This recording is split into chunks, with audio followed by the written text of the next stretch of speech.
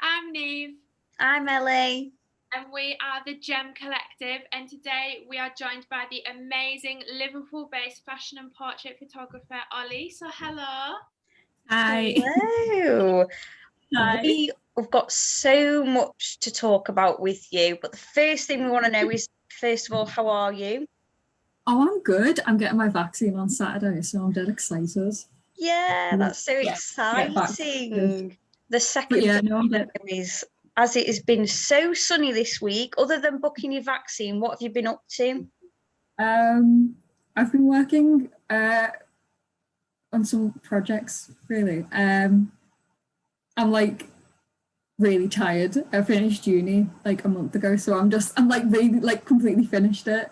So I'm like really tired. So I'm kind of resting up from that, preparing to do my teacher course that I'm doing in September, and like working on like my zine, No Gender Just Vibes. And I have an exhibition coming up that I'm going to be a part of, which is for like, it's like an exhibition that an Instagram account called Black Paper UK put together to celebrate and to kind of promote trans and gender non-conforming people. So like the whole exhibition's like all like trans artists that I'm going to be a part of, so I'm like dead excited for it. So as you just mentioned, because we were going to ask actually, so you're working on your zine No Gender Just Vibes, could you tell us a little bit about how that's coming along? Are we getting any insights, or is it all yeah, you can.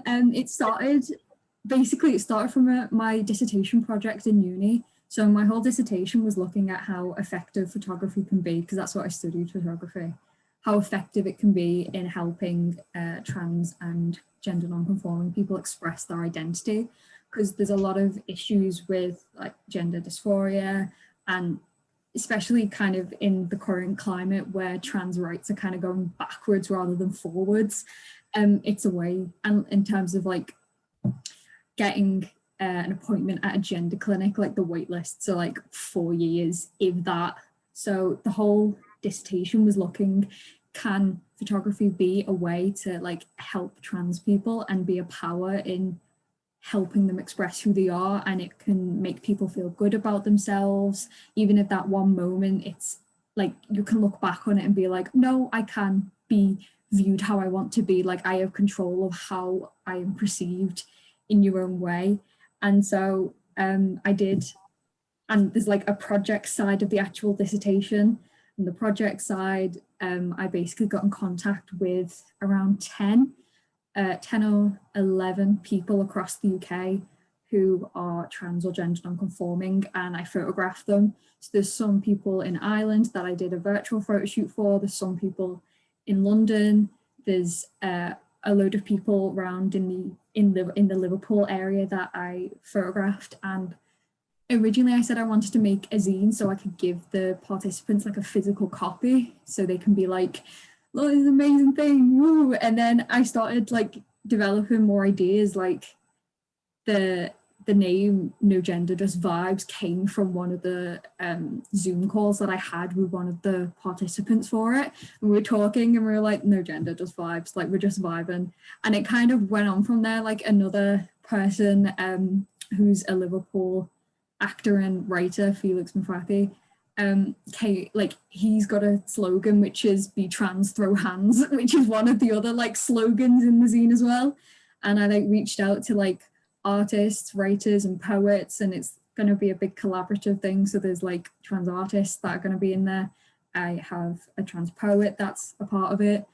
So it's slowly but surely kind of like making its way. It's like I wouldn't be doing this project if I wasn't a part of the community, and I didn't want to make a big kind of like fuss over how important trans joy and trans happiness is. It's like a lot of the kind of like representation that we get in especially trans women of colour and trans people of colour, a lot of representation you get in the media is just their pain, is just pain and like trauma regurgitated over and over. You know what, that's such an important point actually, so thanks so much for bringing that up. And I think when me and Neve created this series 5 Minutes With, we didn't actually think about deep conversations because this could go on for an hour really. No, but it's good. I always end up bringing this up as well when someone asks about the zine. I'm like, oh, here we go, let's go. Yeah, just like auto just going over and over it. That you kind of answered like all our questions there, but obviously as you identify as part of the community, you've done our work for us. We just wondered if you could sort of briefly tell us like what you identify as and how your sort of journey into recognizing who you are has been. Did you sort of try and hide who you were? Did your family accept it? What's your sort of experience been? So I identify as like trans non-binary. I use they them pronouns, but like it's they them mainly. I also go by Ollie now, which is funny because it's like a nickname that kind of stuck, that I kind of go by, and like my family knows that most people call me Ollie. And it's funny because I originally came with the name because I played Animal Crossing Wild World, and when I was naming my character, you go from like pushing the buttons to touching the stylus, and you have to touch it and then do something. So I misspelled my name and it just came through as Ollie. And so that's how actually the name actually came about. I realized I was non-binary when I was like 16. I just didn't know a word for it. Yeah. Like you just kind of, I don't know, it's weird. I like can't remember a lot of like, I have bad memory as well. So I can't remember like a lot of like the journey with it. I just knew it like on the dark days of being on Tumblr as a teenager. You kind of like find a label. I saw your eyes, you're like, oh, like you kind of find a label and then you're like, oh, that's me. Like I'll only really say my pronouns so people get it right. But like I know I'm perceived as feminine, so I know that I will never, like I'm cis passing, so I know that I'll never like fully be perceived as like they them unless I went through like an androgyny thing, like an androgyny phase, or I turned more androgynous. But then again, like non-binary people don't owe anyone androgyny. Like you can be non-binary and wear like makeup and only dresses, and you can still be non-binary if you have a beard and like only wear masculine clothes and you're really buff. So we've had a little chat about, you, your creative things, your zine. Now, I don't know what the weather's like where you are right now, but I'm currently in Leeds and it is absolutely disgusting. So I'm looking for brighter days and brighter weather, and we've been asking everyone this.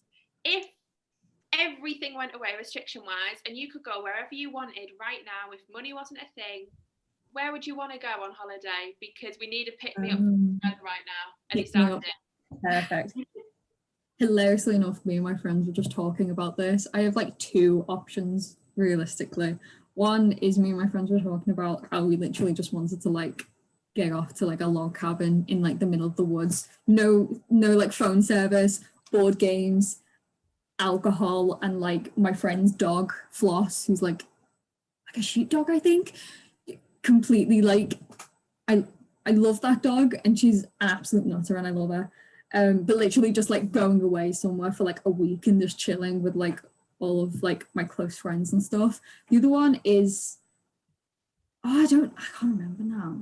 Hopefully you'll be able to do that soon. And as we need to wrap up, we've had a long conversation, but it's been good. We need to talk. Tell everybody where they can find you on social media, because you have a personal and like a photography page. So my personal one is _MMD_, and my photography one is MM_Dignan, spelt dig and then the word nan, just shove them together. I love that. Have to explain.